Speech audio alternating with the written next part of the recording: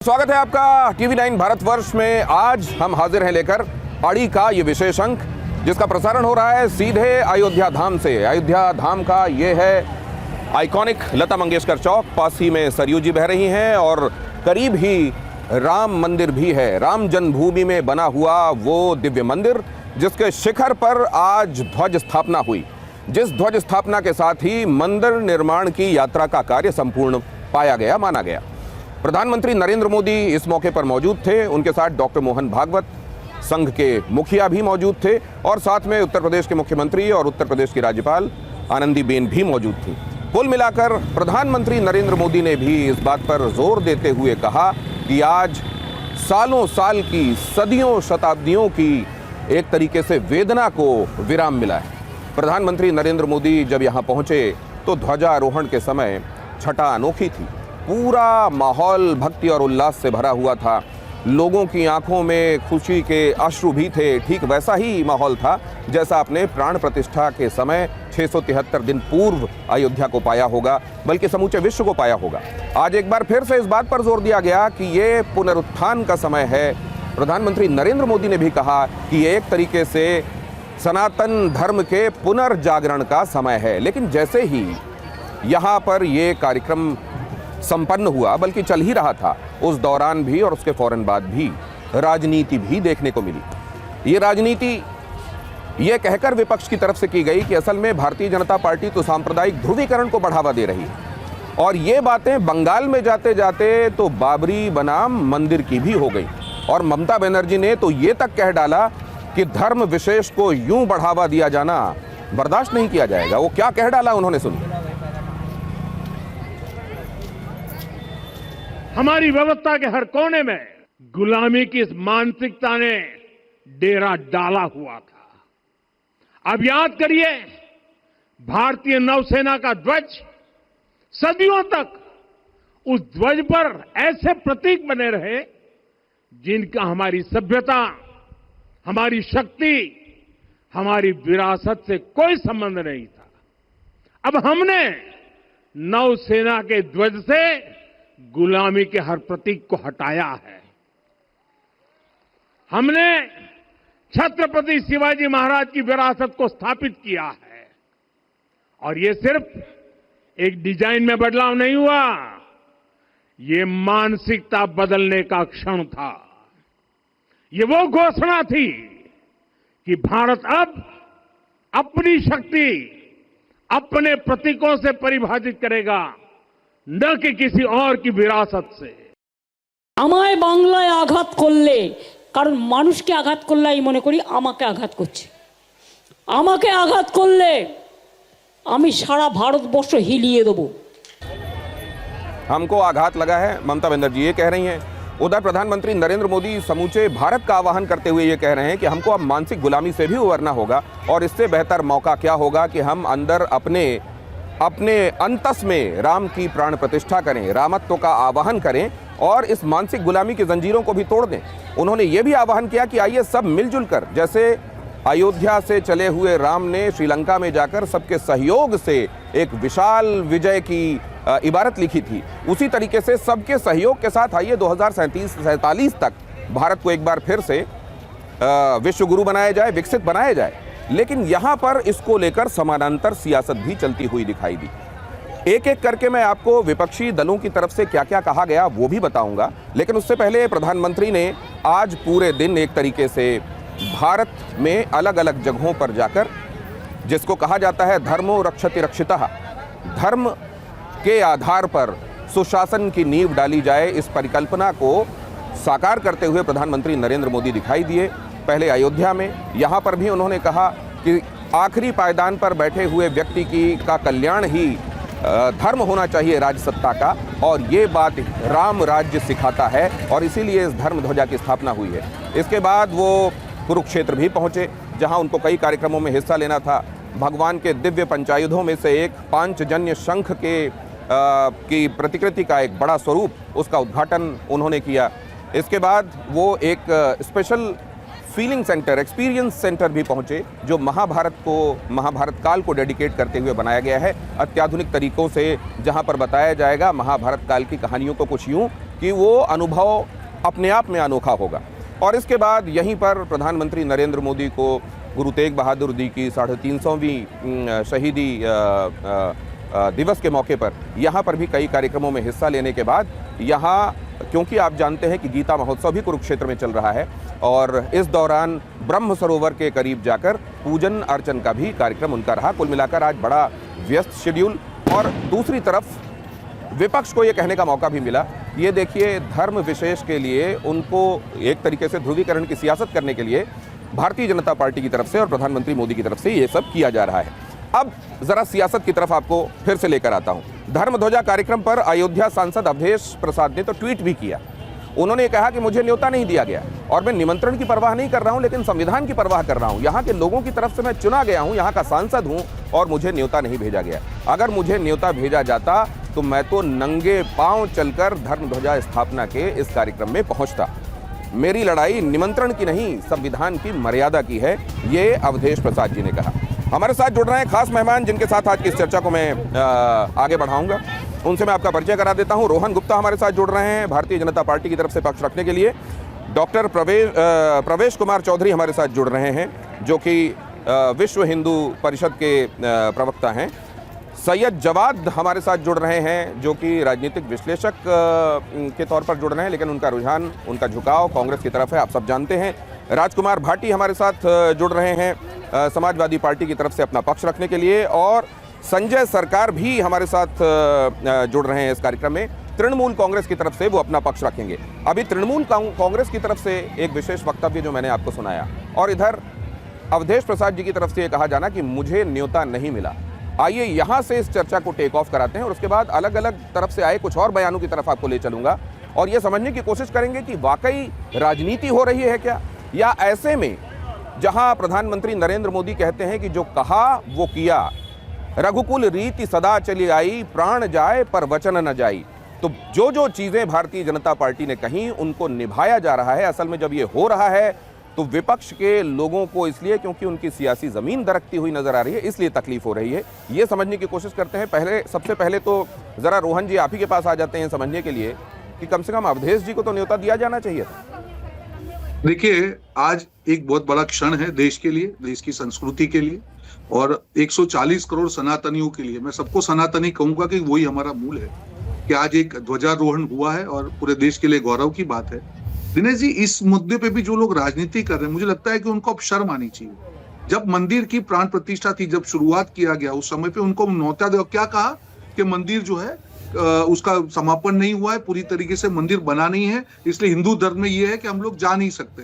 आज मंदिर बन गया, फिर अब न्योते की बात कर रहे हैं। जब आपको न्योता दिया तब आप आए नहीं, अब वापस उस पर राजनीति करते हैं। आपको तो मिसाल कायम करनी चाहिए थी सांसद के तौर पे, वहां पे पहुंच के कौन रोक सकता था आपको तो मिसाल कायम करनी चाहिए थी, आपको राजनीति करनी थी। इसीलिए फंक्शन खत्म होने के बाद में आप ये मुद्दा लेके आ रहे हैं।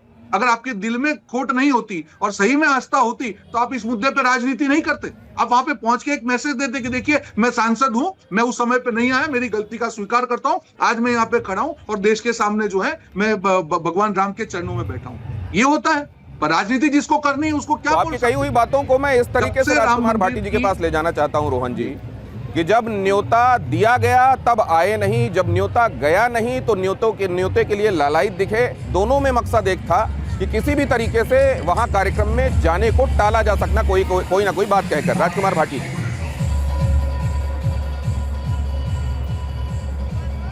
सबसे पहले तो मैं दिनेश जी, मेरी ओर से और मेरी पार्टी की ओर से प्रभु राम के सभी अनुयायियों को बहुत बहुत शुभकामनाएं, बहुत बहुत बधाई।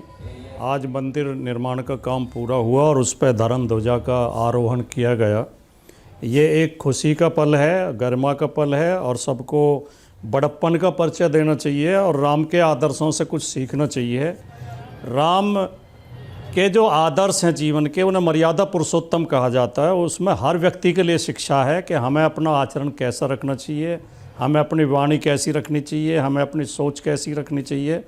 और रामचरितमानस में भी तुलसीदास जी ने जो राम राज्य की कल्पना की है, उसमें उन्होंने लिखा है कि सब नर करहीं परस्पर प्रीति, चलहीं स्वधर्म निरत श्रुत नीति।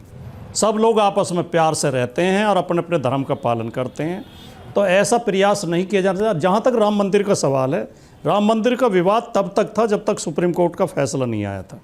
उसके बाद सारे पक्ष एक हो गए, किसी पक्ष ने कोई विरोध नहीं किया, ना कोई उसके विरोध में गया, ना किसी ने कोई टिप्पणी की, ना तो किसी राजनीतिक दल ने, ना किसी दूसरे धर्म के किसी अनुयायी ने, कोई विरोध में नहीं है। सब लोग सब मंदिर के समर्थन में हैं। लेकिन कुछ लोगों को राजनीति करनी होती है। अब रोहन गुप्ता जी को बड़प्पन की उम्मीद केवल अवधेश प्रसाद जी से है, आयोजकों से बड़प्पन की उम्मीद नहीं है कि स्थानीय सांसद को निमंत्रण दिया जाना चाहिए था। ये भारत के लोकतंत्र की एक परंपरा रही है, एक प्रोटोकॉल रहा है कि देश के प्रधानमंत्री या प्रदेश के मुख्यमंत्री जिस कार्यक्रम में होते हैं वहाँ लोकल विधायक को और लोकल सांसद को आमंत्रित किया ही जाता है और मंच पे कुर्सी भी दी जाती है, उन्हें सम्मान भी दिया जाता है। आप तो किसी मर्यादा का पालन करेंगे नहीं, आप तो किसी आचार संहिता का, किसी प्रोटोकॉल का पालन करेंगे नहीं, आप तो हर चीज़ में छोटापन दिखाएंगे, छोटी सोच दिखाएंगे। विपक्ष से आपको पूरी उम्मीद होगी कि वो बड़प्पन का परिचय दें। लेकिन कुल मिला के धर्म ध्वजा के मामले पे और मंदिर के मामले पे कोई विवाद है नहीं। ज़बरदस्ती का विवाद पैदा करने की कोशिश भारतीय जनता पार्टी और उनके मित्र मीडिया की ओर से की जा रही है, जो कामयाब नहीं होगी। बड़ी कायदे की बात आप कह रहे हैं, सब लोग एक हैं। कि विषमता को समाप्त करने वाला ही राम राज्य है। और आज इसी बात का उल्लेख प्रधानमंत्री दिनेश जी, मैं और एक चीज कहना चाहूंगा। उन्होंने भी कहा कि विषमता को, भेद को पाटने का नाम ही भाव, भेद नहीं चाहिए, भाव चाहिए, उन्होंने ये कहा। लेकिन जब आप ये कह रहे हैं सर, मैं एक चीज आपसे जानना चाहता हूं कि जब इस तरह के आयोजन होते हैं तो कभी ये कहकर कि देखिए निमंत्रण तो दिया गया है लेकिन जिस तरीके से ये हो रहा है हम जा नहीं पाएंगे। कुंभ का आयोजन होता है तब भी हम देखते हैं कि कहीं एक दूरी दिखाई देती है, हरिद्वार में स्नान वाली बात दिखाई देती है। इस तरह के आयोजनों में, सनातन के बड़े आयोजनों से कई बार ऐसा क्यों दिखाई देता है कि विपक्षी पार्टियां, खासतौर से कई बार समाजवादी पार्टी भी दूरी बनाने की कोशिश क्यों करती है? उस माहौल में अगर आप भी होंगे तो वहाँ सियासत थोड़ी होगी, वहाँ तो सारे हिंदुस्तानी एक साथ मिलकर असल में उत्सव मना रहे होंगे। मुझे मेरी समझ से बाहर की बात है कि दिनेश गौतम जी को कुंभ से दूरी कैसे दिखाई देती है हमारी। अखिलेश यादव जी गए थे कुंभ में, स्नान किया था, डिम्पल यादव जी ने भी किया था। उससे पहले जितने कुंभ के आयोजन हुए, माननीय नेताजी हर एक कुंभ में, चाहे वो सरकार में थे या विपक्ष में थे, वो हर कुंभ में स्नान करने जाते थे। जितना धार्मिक रीति रिवाज और पूजा पाठ में विश्वास सैफई परिवार करता है, माननीय मुलायम सिंह यादव जी का परिवार करता है, कम ही परिवार होंगे इस देश में जिस तरह वो गौ पालन करते हैं, गौ पूजा करते हैं, हनुमान जी की पूजा करते हैं। हर तीज त्योहार जितने सांस्कृतिक तरीके से और जितने राम मंदिर क्यों नहीं गए, खुशियों के साथ मनाते हैं, उल्लास के साथ मनाते हैं, कम ही परिवार होंगे। हैं जी जी जी कुछ बीच में पूछ रहे थे क्या आप? रोहन जी की आवाज आई, मेरी नहीं है, शायद मैं जो अंदाजा लगा रहा हूं रोहन जी की आवाज है। वो कह रहे हैं तो फिर राम मंदिर क्यों नहीं गए?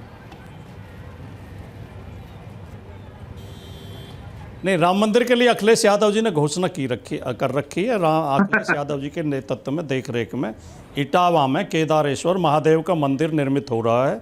उन्होंने घोषणा की हुई है कि जब तक केदारेश्वर मंदिर का निर्माण पूरा नहीं हो जाता, जिस दिन केदारेश्वर मंदिर में धर्म ध्वजा का आरोहण हो जाएगा, उस दिन अखिलेश यादव जी सपरिवार अयोध्या के राम मंदिर जाएंगे और वहाँ पूजा पाठ करेंगे।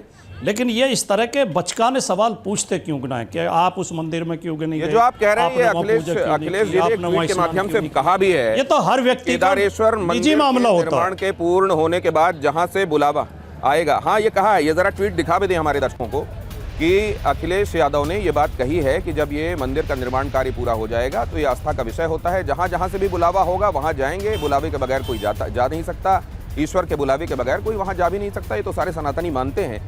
लेकिन यहाँ पर सवाल ये भी है कि ये केदारेश्वर मंदिर के निर्माण के पश्चात वो दूसरी जगहों पर जाएंगे, इस समय इसको एलिबाई के तौर पर तो नहीं रखा गया है राजकुमार जी, क्योंकि अभी ये कहा गया है और वो तो 2024 की बात है जब यहाँ पर राम मंदिर में प्राण प्रतिष्ठा के दौरान अखिलेश भी होंगे क्या, ये बात दुनिया सोच रही थी।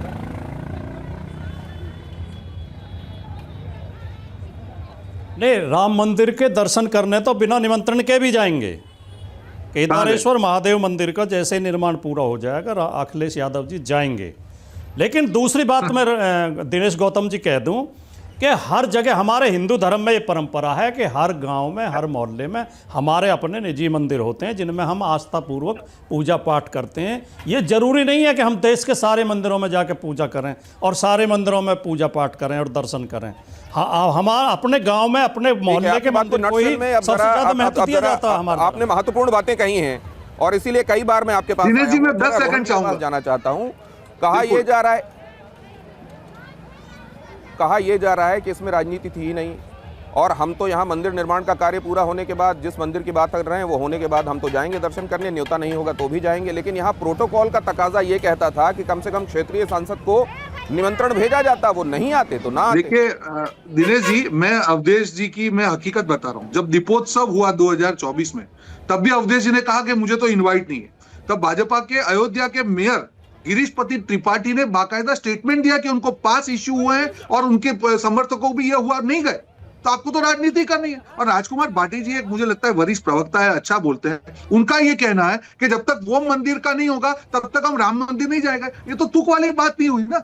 आज अभी तक तो पूर्णता का बहाना किया, आज पूर्ण हो गया तो प्रोटोकॉल का बहाना है। तो ये तो नियत की बात है। उनको लगता है कहीं ना कहीं जो तुष्टीकरण की राजनीति है वहां पे जाएंगे तो उनकी वोट बैंक को असर होगा, और कोई बात नहीं है। दिनेश जी, पूरा देश देख रहा है कि जिसको दर्शन करने जाना हो वो लाइन में लग के भी जाके मैसेज दे सकते थे। आज अवधेश जी को तो मैसेज देना चाहिए था। रोहन जी, आप ये जो सारी बातें कह रहे हैं, आपने ये भी कहा कि न्योते की आवश्यकता नहीं होती, मंदिर जाने के लिए किसी को न्योते की आवश्यकता नहीं होती। सनातन का अपमान करते रहेंगे कि जहां और आप क्या चाहते हैं, हर बार सनातन का अपमान करेंगे और आपको प्रोटोकॉल की बात करनी है, नहीं होगा।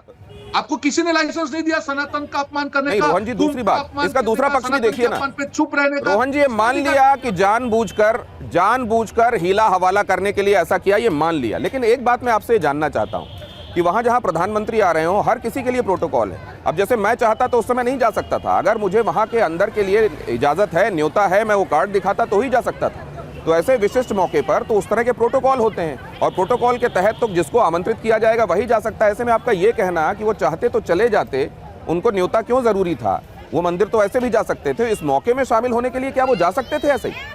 बिल्कुल दिनेश जी, मैं आपको यही कह रहा हूं कि हर वहां पे कोई ऐसा नहीं कि खाली वीआईपी गए हैं या प्रोटोकॉल। जो राम भक्त है वो भी गए हुए हैं फंक्शन में, आप जाके मैसेज देते। आपको जब इन्विटेशन दिया गया, जब आपको जितने भी राम भक्त उस पर्टिकुलर टाइम ड्यूरेशन में, सर, जितने भी राम भक्त वहां पहुंचे, ये बात सही है, राम भक्त भी वहां पहुंचे, साधु संत भी वहां पहुंचे, डिग्नेटरीज भी वहां पहुंचे, पॉलिटिशियंस भी वहां पहुंचे, लेकिन वो तमाम लोग, और सर्वसाधारण से जुड़े हुए लोग भी पहुंचे, लेकिन वो तमाम लोग ऐसे थे जिनको पहले ये सूचना थी कि आप आएंगे, और यहाँ जो लोग व्यवस्था संभाल रहे थे उनको भी ये सूचना थी कि ये पहुंचने वाले हैं, ताकि चीजें सुचारू रहें। मैं ये कह रहा था। लेकिन आपने जो दूसरी बात कही उसको लेकर मैं आगे बढ़ रहा हूं। सर, धर्म ध्वजा कार्यक्रम पर कांग्रेस की तरफ से क्या कहा गया है, जरा इसको भी देख लीजिए। सांसद तारिक अनवर ने क्या कहा, पीएम पब्लिसिटी का कोई मौका नहीं छोड़ते, ध्वजारोहण का काम धर्मगुरु का होता है, तारिक अनवर ने कहा। अफसोस की बात है इसमें भी राजनीति हो रही है, तारिक अनवर ने कहा। तारिक अनवर ने क्या कहा, जरा सुन लीजिए, उसके बाद चर्चा आगे ले जाता हूं। देखिए, प्रधानमंत्री जी कोई भी ऐसा अवसर नहीं छोड़ते हैं जिसमें उनको पब्लिसिटी हो, उनका उसका राजनीतिक लाभ मिले। उनका उद्देश्य हमेशा ही रहता है कोई भी काम हो उनके द्वारा हुआ है, वो इतिहास में अपना नाम दर्ज कराना चाहते हैं।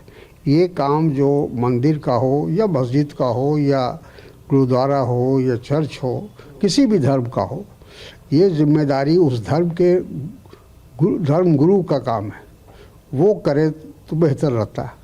लेकिन अब इसमें भी राजनेता ही घुस जाते हैं, तो ये बड़ा अफसोस की बात है। तारिक अनवर ने जो कहा वो आपने सुना। सैयद जवाद, आपके पास आने से पहले अभी जो रोहन जी कह रहे थे, उस पर्टिकुलर टाइम ड्यूरेशन में अगर अवधेश जी नहीं भी जा पाए तो उसके आगे पीछे जाकर एक मिसाल छोड़ सकते थे।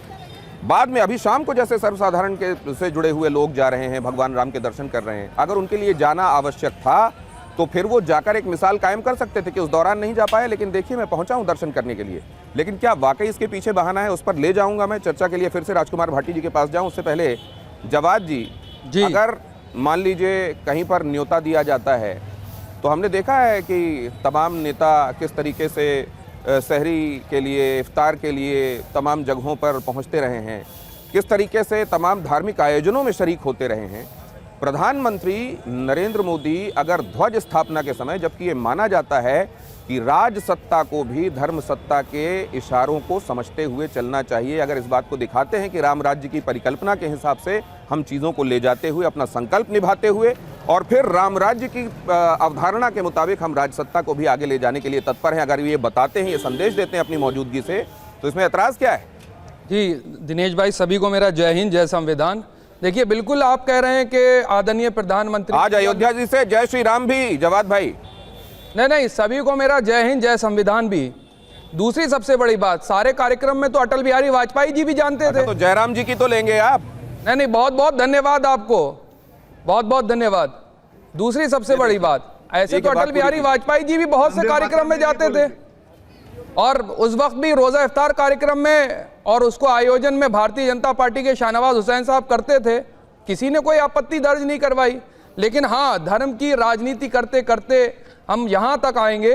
कोई उम्मीद कर सकता था आदरणीय प्रधानमंत्री जी से कि सभी का लोग करके सम्मान करते। जब सुप्रीम कोर्ट ने एक डिसीजन दिया राम मंदिर के लिए, तो साथ ही साथ ये भी कहा गया कि हम जो है 5 एकड़ जमीन भी दे रहे हैं। वो कहाँ तक पहुँची है? ठीक है, आप जानते हैं, या तो आप मान लीजिए कि आप एक विशेष धर्म के ही सिर्फ प्रधानमंत्री हैं, या फिर जो है या सभी के प्रधानमंत्री जी तो सबके प्रधानमंत्री हैं ना, पूरे देश के प्रधानमंत्री हैं ना, सभी के समाज के प्रधानमंत्री हैं ना। लेकिन कुछ लोग अगर उनसे तवक्को ये करते हैं कि वो हमारे भी प्रधानमंत्री हैं, तो फिर आप जो है किनारा कशी क्यों इख्तियार करते हैं? दूसरी सबसे बड़ी बात, अगर ये धार्मिक कार्यक्रम हो जाए तो मैं निवेदन ये करता हूं आप लोगों से कि दिल्ली की हवा बेइंतहा प्रदूषित हो गई है। कृपया करके, जो दिल्ली के अंदर इतना प्रदूषण फैला हुआ है, लोगों का सांस लेना दुश्वार हो गया है, कृपया करके उसके लिए भी कुछ काम करिए, क्योंकि प्रभु श्री राम जी सभी के यमुना की सफाई को लेकर काम अभी बाकी है। आप चाहते कैंसर लोगों में तेजी से फैलता जा रहा है, कैंसर इतना आम होता जा रहा है, ये आप तमाम बातें कह रहे हैं शुरुआत में। लेकिन मैंने एक चीज देखी कि मैंने आपको यहाँ पहले हो सका, मुझे लगा कि जय श्री राम में शायद आपको कोई नारा दिखाई देता हो, उसके बाद मैंने राम राम किया। राम राम तो हमारा एक दूसरे को ग्रीट करने का तरीका होता है। आपका राम राम होता है, मेरा सलाम आपको हुआ। खैर, आप एक राम राम कहिए, मैं आपको सलाम। अरे धन्यवाद आपका। हाँ, तो ये शुरुआत में कर देते तो मेरे मन में शुभा नहीं आता। लेकिन अब मैं ये जानना चाहता हूँ, आप ये धर्म विशेष वाली बातें जब जवाद साहब करते हैं, मैं उसका सम्मान कर रहा हूं। सऊदी प्रिंस से जाकर जब बगलगीर होकर प्रधानमंत्री मिलते हैं उनकी तरफ से, नहीं एक सेकंड, जवाद भाई आवाज आ रही है आपको? हाँ, आ रही है। जवाद भाई, आपको आवाज आ रही है मेरी? ये तमाम चीजें जब आप कह रहे हैं धर्म विशेष वाली, एक तो हम कहीं नहीं देखते कि सरकारी नीतियों में कहीं कोई भेदभाव होता हो। सरकारी नीतियां ये देखकर कि कौन गरीब है, किसको आवश्यकता है, किसके लिए कल्याणकारी योजनाएं चलाई जानी चाहिए, कहीं पर धर्म देखकर कुछ नहीं किया जाता। आप धर्म विशेष के प्रधानमंत्री, धर्म विशेष के प्रधानमंत्री क्यों कहते हैं? मैं खिला कहता हूं, खुल करके बोलता हूं कि इस देश में जब से भारतीय जनता पार्टी की सरकार आई है, यहाँ के मुसलमानों के साथ, यहाँ के दलितों के साथ, यहाँ पे ओबीसी समाज के साथ, यहाँ पे महिलाओं के साथ, यहाँ के कमजोर वर्गों के साथ भेदभाव हो रहा है। और ये मैं नहीं कह रहा हूं, बड़ी बड़ी इंटरनेशनल रिपोर्ट्स कह रही हैं, मैंने लिखा हुआ, यूएस की बड़ी रिपोर्ट संस्था है, उसने इस बात को एक सेकंड जवाद भाई, ये भेदभाव इस बात का तो नहीं है कि कुछ लोगों को मनमानी करने की जो पहले छूट थी, उस मनमानी पर अंकुश लगा, और जिनको मनमानी करने की छूट होती है उनको जरा सा अंकुश भी बर्दाश्त नहीं होता, उन्होंने कहा हमारे साथ भेदभाव होना शुरू हुआ। कहीं ऐसा तो नहीं है ये परसेप्शन? ये आपसे जानूंगा, लेकिन उससे पहले डॉक्टर प्रवेश कुमार चौधरी के पास चलता हूं। डॉक्टर प्रवेश चौधरी, के अंदर कहा जा रहा है कि ये दिनेश भाई जस्ट पैर न कर काहू सन कोई, राम प्रताप विषमता खोई।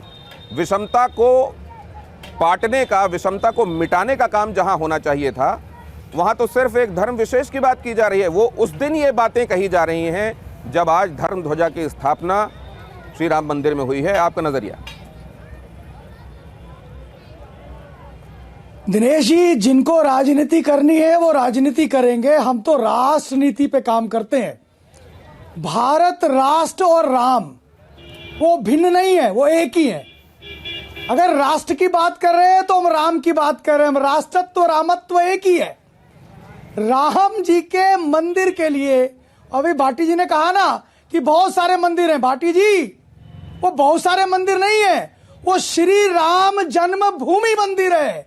वो श्री राम जन्मभूमि मंदिर है, और जिस जन्मभूमि के लिए 500 वर्षों का संघर्ष, 1 लाख से ज्यादा बलिदान, और अंग्रेजों के समय में, इस्लामिक काल के अंदर तो हम उनसे लड़ रहे थे, पराए लोगों से। हमें तो अफसोस इस चीज का है कि जब देश आजाद हुआ तो वो नई पैदाइश जो थी मुसलमानों की, उस नई पैदाइश से भी हमको लड़ना पड़ा और कानून का कोर्ट में जाना पड़ा। पहले दिन जब वो संघर्ष शुरू हुआ 500 वर्ष पहले, तब हिंदू ने कहा था कि राम लला हम आएंगे, मंदिर वही बनाएंगे, ये हमारी जन्मभूमि है राम की। जब कोर्ट में गए तब भी हमने यही कहा कि राम मंदिर है, वहां पर भगवान का जन्म हुआ है। लोगों ने यकीन नहीं किया, लेकिन हम लड़े, संघर्ष किया, बलिदान हुआ। सपा के लोगों ने हम पर गोलियां चलवाई, कार सेवक मारे गए, कितने कार सेवक शहीद हुए, कितना लंबा संघर्ष हुआ। सरकारों ने एक मुस्लिम तुष्टीकरण का पूरा एक छदम्ब पूरा का पूरा आवरण बनाया गया। लेकिन 70 के दशक में पूज्य अशोक सिंघल जी ने कहा था कि मैं इस देश की राजनीति के अंदर हिंदुत्व को केंद्र में लेके आऊंगा। आज ये हमारे लिए गौरव का विषय है कि भाटी साहब भी कह रहे हैं कि अखिलेश जी तो सारे मंदिरों में जाते हैं, हम भी मंदिर का निर्माण कर रहे हैं। हाँ भाई, क्योंकि नहीं तो मैं एक बात आपसे सर, इस देश की राजनीति में इस्लाम तुष्टीकरण नहीं, हिंदुत्व केंद्र में है। ये आपकी मजबूरी है कि आपने बड़ी बातें कही और ये एक लंबा इतिहास है जिसको रखा जा सकता है। डॉक्टर साहब, ये आपकी मजबूरी है। डॉक्टर प्रवेश, आपने जो महत्वपूर्ण बात कही है कि ये कोई दूसरी आम जगह पर बना मंदिर नहीं है, जन्मभूमि पर बना मंदिर है, और शायद यही बात नहीं समझी गई, इसीलिए इतना संघर्ष इतने सालों का होता रहा। ये बात लेकर मैं राजकुमार भाटी जी के पास जाऊंगा, लेकिन मैं एक बात आपसे समझना चाहता हूं, रामत्व ही राष्ट्रत्व है और राष्ट्रत्व ही रामत्व है। इस बात का उल्लेख तो आज यहां पर भी किया गया। सौरज धीरज तेहि रथ चाका, सत्यशील दृढ़ ध्वजा पताका, बल विवेक दम परहित घोरे, क्षमा कृपा समता रजु जोड़े। इससे कौन इनकार कर सकता है? लेकिन उसके बावजूद ऐसा क्यों है कि रामत्व में राष्ट्रत्व सबको नजर नहीं आता? क्योंकि इन्होंने राजनीति करनी है ना, और राजनीति किसकी करनी है? वो एक वर्ग की। अरे जो 4 पीढ़ी 5 पीढ़ी पहले हमारे जैसा था, उसके राम उतने ही थे जितने हमारे राम है। वे उसके लिए संघर्ष कर रहे हैं, उसके लिए लड़ाई लड़ रहे हैं कि वोटों की राजनीति। इनके लिए एक एक बात जो है वोट की राजनीति पर टिकी होती है, और हमारे लिए राष्ट्र प्रथम का विचार है। वोट की राजनीति, अब क्योंकि आपने वोट की राजनीति का जिक्र किया है, उधर ममता बनर्जी इस बात को लेकर बहुत फ्यूरियस हैं। उनको भी ये लगता है, ममता बनर्जी को ये लगता है कि ये ध्रुवीकरण की राजनीति की जा रही है। मैं जरा इसको लेकर संजय सरकार जी के पास जाना चाहता हूं। संजय सरकार जी, ये पीढ़ियों की प्रतीक्षा लोगों की समाप्त हुई, यहां धर्म ध्वजा की स्थापना हो रही है, और विपक्ष खासतौर से टीएमसी इस बात को लेकर हमलावर क्यों है? इसमें सदाशयता क्यों नहीं दिखाई देती टीएमसी को? सबसे बड़ी बात क्या है मालूम है? आप तो हम लोग जैसे राजनीतिक पार्टी को कुछ मानते ही नहीं। 24 मिनट बाद में जब लोकसभा के चौथा बड़े पार्टी है जो 0 है, आप उसको पहले मौका देते हैं हम लोग को बोलने का मौका। क्यों बुलाते हैं बोलने के लिए? 24 मिनट अगर हम प्लीज गो हेड, सवाल पर आते हैं, मुद्दे पर आते हैं। ये आपकी बात ये कह रही है सर कि आप इंडी अलायंस में भरोसा नहीं रखते, आप टीएमसी को हमेशा अलग करके देखते हैं।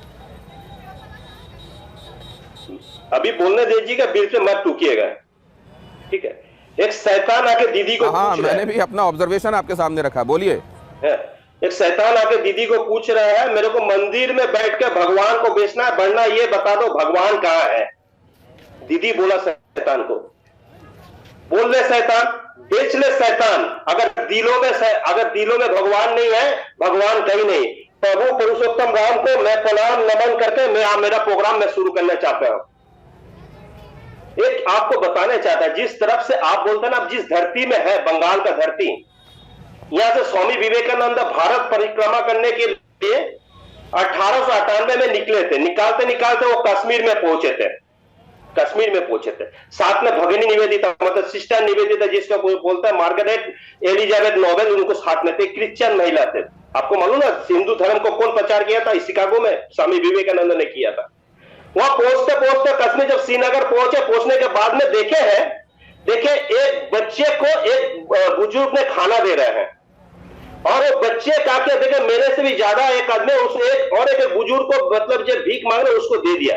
विवेकानंद को देखा है, ये देखने के बाद विवेकानंद मेरे अंदर में मैं तो भगवान को मिल गया है, हम तो भगवान को मिल चुके हैं, हम ये भगवान को पूजा करेंगे। कुमारी पूजा स्टार्ट होता है। तो सबने बोला ये मुस्लिम लड़की आप कैसे पूजा कर सकता है, आप तो पूजा इसको कर नहीं सकता। पूरा विरोध सबको मैनेज करने के बाद में कोई कश्मीर में 1898 में कुमारी पूजा चालू किया था, कुमारी पूजा चालू जो आज भी बेलूर रामकृष्ण मिशन में, बाद में 1901 में बेलूर मठ। संजय सरकार जी, बाद के दिनों में बंगाल में कुछ पॉलिटिकल पार्टीज किसी और तरफ ले गई क्या बंगाल को? नहीं, आप या बहुत पुराना इतिहास बता रहे हैं? नहीं, इतिहास ये बंगाल का परंपरा बताना चाहता हूँ, आप तो सुनने नहीं चाहते, कहा जाए भाई इतना नहीं। तो आज प्रधानमंत्री ने यहाँ से क्या कहा? वंचितों, शोषितों, समाज के हाशिए में रखे हुए लोगों के लिए सरकारें काम करें, यही राम राज्य की परिकल्पना है, यही बात तो उन्होंने कही। दरिद्र नारायण की सेवा की बात आप कर रहे हैं, वही बात तो प्रधानमंत्री भी कह रहे हैं, फिर उनकी कही हुई बात से आपको दिक्कत क्यों हो जाती है? कि चुनाव में तब क्यों बोलते हैं काट मोहल्ला काटे, इस क्यों बोलते हैं? चुनाव जब आते हैं तो क्यों बोलते हैं जो बांटेंगे तो वो काटेंगे, क्यों बोलता है? अगर प्रधानमंत्री अगर इतना विकसित भारत सर अभी तो दिखाई दे रहा है, एक सेकंड में उसके बाद रोहन गुप्ता जी को जवाब देने दूंगा, लेकिन एक बात मैं समझना चाहता हूं कि दीघा में मंदिर बनाना हो जगन्नाथ जी का, या सिलीगुड़ी में मंदिर बनाना हो महाकाल का, ये अभी क्यों होता है पिछले 1 साल में? क्योंकि यहाँ मंदिर स्थापित हो गया था, आपको लगा कि मंदिर वाली, अगर ये राजनीति ही है, इसको राजनीति का नाम दे दें, तो आपको लगा कि शायद ये बड़ी लकीर खींच रही है, हमको भी खींचना पड़ेगा। बहुत टूक रहे आप, क्यों मालूम नहीं? आप मिर्ची हम लोग को क्यों लगता है, हम लोग को बोलने के लिए? जगन्नाथपुरी का जो मंदिर बनाया दीघा में, हम तो हर इंसान को जिसको दिमाग में हिंसा भरे हुए है, मतलब जो इंसानियत खत्म हो गया है, जिसको हिंसा, हम तो चाहते हैं पहले दीघा समुद्र में नहा के वहां पर जगन्नाथ देव के मंदिर में माथा टेका, प्रभु जगन्नाथ देव को बोले, हे जगन्नाथ देव, मेरे दिमाग में जो हिंसा है, जो मतलब भाईचारा खत्म करने चाहता है, हम हिंदुस्तान को खत्म करने चाहता है, लोकतंत्र को खत्म करने चाहता है, हमको बुद्धि दे, दिमाग दे, हम हिंसा और भड़काव से बाहर आके हम बात कर सकते हैं, लेकिन नहीं करेंगे। अगर जब तक चुनाव आते तो काट मोहल्ला नहीं बोलेंगे, कट्टे नहीं बोलेंगे, जब मोहल्ला नहीं बोलेंगे तब इसको वोट नहीं आता है, एक ही संप्रदाय के ऊपर में आता है, तब हिंदू खतरा में आ जाता है। आपसे एक चीज बता दो, ये बड़े मंदिर के पूजा करने, तो सर धर्म की राजनीति कर कौन रहा है? ये इस तरह के उद्बोधन किसके मुंह से सुने जाते हैं और उस तरह के कार्यकलाप किसके होते हैं जहां पर दुर्गा जी की झांकियों को रोका जाता है कि नहीं, यहाँ तो आज अमुक विशेष जो वर्ग के लोग हैं उनका एक जुलूस निकलने वाला है, आप रुक जाइए। पंडालों के साथ भेदभाव होता है, ये क्यों होता है? लेकिन मैं भी रोहन गुप्ता जी के पास जाता हूँ। रोहन गुप्ता जी, कौन है वो लोग जो धर्म की सियासत कर रहे हैं? भारतीय जनता पार्टी। जिनकी आ रहा हूँ, अभी बहुत है, आपके पास आता हूँ, 10 सेकंड पूरे आपके पास भी करूंगा, जवाब तो ले लीजिए, नहीं तो एकालाप हो जाएगा। दिनेश जी, यही जो सोच है विपक्ष की, जो तुष्टीकरण से पूरी भरी हुई है, उनको हर चीज में तुष्टीकरण करना है, हर चीज में धर्म लेके आना है, ये तो पूरे देश की आस्था का विषय है। इसमें आप कहां से कह रहे हैं प्रधानमंत्री? कब का प्रधानमंत्री जी, जो भी सरकारी योजना है सारे लोगों का उसमें इक्वल हक है। आज मैं आंकड़ों के साथ कहूंगा, रोहन जी उन्होंने कुछ खास शब्दों का इस्तेमाल किया। रोहन जी उन्होंने उन शब्दों का इस्तेमाल करते हुए कहा कि चुनाव का वक्त आता है और ये शब्द इस्तेमाल किए जाते हैं और वर्ग विशेष को काटने की, अलग करने की कोशिश की जाती है। बिल्कुल नहीं, ये आपकी सोच का नतीजा। ये तुष्टीकरण की राजनीति कौन कर रहा है आप देखिए।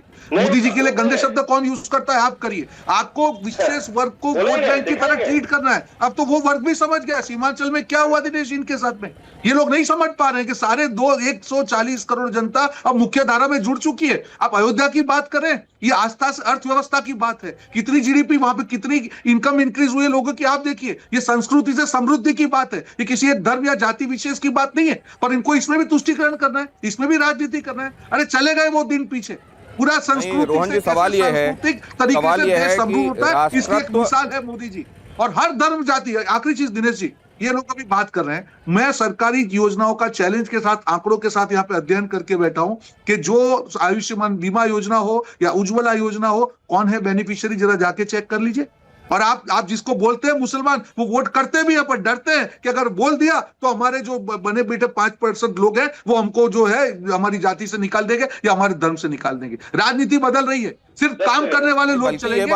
ये ट्रेंड तो बदलता दिखाई दिया है रोहन जी। शुरुआत में बहुत ये जो बिहार के नतीजे आए हैं, जो लोग सीमांचल के इलाके में ये बहुत सारी चीजें बदलती हुई दिखाई दी है। नहीं, मैं दूसरी बात कह रहा हूँ, मैं परसेप्शन की बात मैं कहता हूँ। अगर ये रियलिटी नहीं भी है, अगर ये रियलिटी नहीं भी है तो परसेप्शन ऐसा क्यों बना हुआ है और कुछ लोग इस परसेप्शन पर अपनी राजनीति की इमारत खड़ी करने में कामयाब क्यों हो जाते हैं? दिनेश भाई, पॉलिटिकल रिप्रेजेंटेशन कितना है मुसलमानों का भारतीय जनता पार्टी में, बता दीजिए। कितना पॉलिटिक्स समाज। अरे आप तो जवाब भाई मत बोलिए, नहीं तो कहीं संजय सरकार साहब नाराज ना हो जाए। ये जीरो वाले क्यों बात कर रहे हैं? थोड़ी देर रुक जाइए, आपके पास आ रहा हूँ। बिहार का नहीं, सुनिए हकीकत बता रहा हूँ दिनेश जी, जब बिहार का उप मुख्यमंत्री का कैंडिडेट घोषणा करने आया तब कांग्रेस पार्टी को क्यों मुसलमान याद नहीं आया? वो समझ गया मुसलमान, और वहां पे भी वोट चोरी हुई। आपने पॉलिटिकल रिप्रेजेंटेशन कितना दे दिया पार्टी के अंदर? अरे आपको समझ ही नहीं आ रहा है आपकी पार्टी के लोग। अब जरा मैं आप लोगों को एक बाइट सुनाता हूं, क्योंकि सरकार साहब के पास एक बार फिर से जाऊंगा मैं जवाब लेने के लिए। यूपी में राम मंदिर के बाद बंगाल में बाबरी पर घमासान हुआ। ये ब्रेकिंग देखिए पहले। टीएमसी विधायक हुमायूं कबीर का ऐलान, बंगाल में बनाएंगे बाबरी मस्जिद। हुमायूं कबीर ने कहा, हुमायूं कबीर का ऐलान 6 दिसंबर को बाबरी मस्जिद मॉडल की नींव रखेंगे। जरा देखिए उन्होंने क्या कहा। टीएमसी विधायक हुमायूं कबीर, उनका कहना है 6 दिसंबर को बाबरी मस्जिद मॉडल की नींव रखेंगे। मस्जिद के साथ कॉलेज, अस्पताल, रेस्ट हाउस बनाने की भी योजना। हुमायूं कबीर ने कहा बाबरी के लिए 1 करोड़ रुपए अपनी जेब से देंगे। और जाहिर है भारतीय जनता पार्टी ने इस पर कहा कि ये ध्रुवीकरण की राजनीति की जा रही है। सरकार साहब, अब ये ध्रुवीकरण नहीं है। सुनिए, एक हुमायूं कबीर मेरे पार्टी से बागी होके निकल चुके हैं, आपको मालूम नहीं है, शायद आपको मालूम नहीं है। और ये तो मतलब उन्होंने जो किया उसको भर्त्सना करते हैं ना आप। इन्हीं हरकतों में आपने निकाल दिया, और आपको ये हरकतें, इस तरह के बयान बिल्कुल भी गवारा नहीं, आप ये कह रहे हैं ना। ये राष्ट्रवादी है, ये राष्ट्रवादी हुमायूं कबीर है। देखिए ये राष्ट्रवादी हुमायूं कबीर है। ये बीजेपी में भी गया, भारतीय जनता पार्टी में भी थे। मैं इसको बंगाल के आंधे बोलते हैं, मतलब पलटू कबीर बंगाल के पलटू कबीर है, ठीक है। आप पलटू कहते हो, ठीक कहते हो, लेकिन जो स्टेटमेंट दिया गया बाबरी को लेकर, उसको आप ध्रुवीकरण वाला मानते हो ना? इसको नहीं दिया जाना चाहिए था ना। सुनिए, मैं एक चीज, वो तो अपना बयान बोला है, तृणमूल कांग्रेस का बयान है क्या? ये तृणमूल कांग्रेस का बयान नहीं है। आप बेकार के ये बात मत। अरे तृणमूल कांग्रेस जब दुनिया भर की चीजों में अपना वक्तव्य और अपनी राय देती है, तो इस मुद्दे पर अपनी राय क्यों नहीं दे सकती? एक आदमी जिसको कभी एसोसिएटेड माना गया तृणमूल कांग्रेस से, अगर वो ये बात कह रहा है तो वो गलत कह रहा है या सही कह रहा है? मैं तो जिम्मेवारी को साथ बोलूं, ये मेरा पार्टी में बागी हो गया है, वो एआईएम में ज्वाइन कर रहे, थोड़े दिन बाद उनके ज्वाइन कर जाएंगे। लेकिन एक चीज, हिंदुत्व के नमूने भारतीय जनता पार्टी को सुनाना चाहता हूँ, बीच में मत टूकिएगा दिनेश जी, आप मेरे को वोट देने नहीं चाहता है। जब गुजरात में 2008 में, सर हमारे पास 30 सेकंड है, आखिरी 30 सेकंड सर, अपनी बात पूरी कीजिए। जब 2008 में 13 सितंबर के दिन गांधीनगर शहर बैठाने के लिए 80 मंदिर तोड़ा गया था। मुख्यमंत्री कौन थे? नरेंद्र मोदी थे। काशी विश्वनाथ कॉरिडोर बनाने के लिए जितना मंदिर तोड़े गए हैं, शायद आरएमएल के अमल में नहीं तोड़ा गया था। और जैसे आलेना कंपनी से चंदा लेता है। सर एक इंपॉर्टेंट बात है, आपने जो बात कही है सर, लंबी सुनता, लेकिन वक्त इजाजत नहीं दे रहा है। राम मंदिर को लेकर संदीप दीक्षित का क्या कहना है? जरा कांग्रेस नेता, उन्होंने क्या कहा, बहुत जल्दी से सुनिए, और वक्त बचा तो उस पर रिएक्शन लेता हूं। भारतीय जनता पार्टी का एक रहा है कि हम अपने आप को बहुत ज्यादा औरों से धार्मिक दिखाएं, धर्म का इस्तेमाल करें राजनीति के लिए। हमारे धर्म से अलग जो लोग हैं उनको किसी न किसी तरीके से, एक अलग तरीके से या गलत तरीके से उनको दिखाएं। तो ये जो एक सांप्रदायिक राजनीति होती है, इसके अंदर में जब ये इन चीजों को करते हैं तो संदेह होने लगता है। इस धर्म की कोई समझ नहीं है, इस देश की परंपराओं की कोई समझ नहीं है। दीक्षित साहब कह रहे हैं कि इसमें न्योते की आवश्यकता नहीं है, जिसको अच्छा लगे वो जाए, और इसमें राजनीति नहीं होनी चाहिए। राजकुमार भाटी जी, एक कंक्लूसिव रिमार्क आपसे, 20 सेकेंड। नहीं, बिल्कुल, मैं तो शुरू से कह रहा हूँ, शुरू में सबसे पहले मैंने यही बोला कि इसमें राजनीति नहीं होनी चाहिए। ये विवाद तब तक था जब तक सुप्रीम कोर्ट का फैसला नहीं आया था। सुप्रीम कोर्ट के फैसला आने के बाद हर वर्ग का, हर पार्टी का, हर नागरिक का समर्थन मंदिर को है, तो इसमें विवाद की कोई विषय ही नहीं बचता, विवाद होना ही नहीं चाहिए। तो इन चीजों पर विवाद नहीं होना चाहिए, इस पर राजनीति नहीं होनी चाहिए, लेकिन ऐसा क्यों है कि जिस पर कहा जाता है इस पर राजनीति नहीं होनी चाहिए, उस पर ही ज्यादा राजनीति होती हुई दिखाई देती है? शायद इसीलिए कहा जाता है कि वो जिनका काम है सियासत, वो ये अहले सियासत जाने, हमारा काम है मोहब्बत। ये पैगाम जहां तक पहुंचे। बहुत धन्यवाद आप सबका मेरे साथ आज की चर्चा में जुड़ने के लिए। क्या धर्म पर राजनीति की जाती है, या धर्म पर राजनीति अगर एक वर्ग को लेकर हो राजनीति नहीं दिखाई देती, अगर दूसरे और यहाँ के बहुसंख्यक वर्ग को लेकर कोई काम किया जा रहा हो और वो भी समाज के भले के लिए हो, तो उसमें राजनीति दिखाई देती है।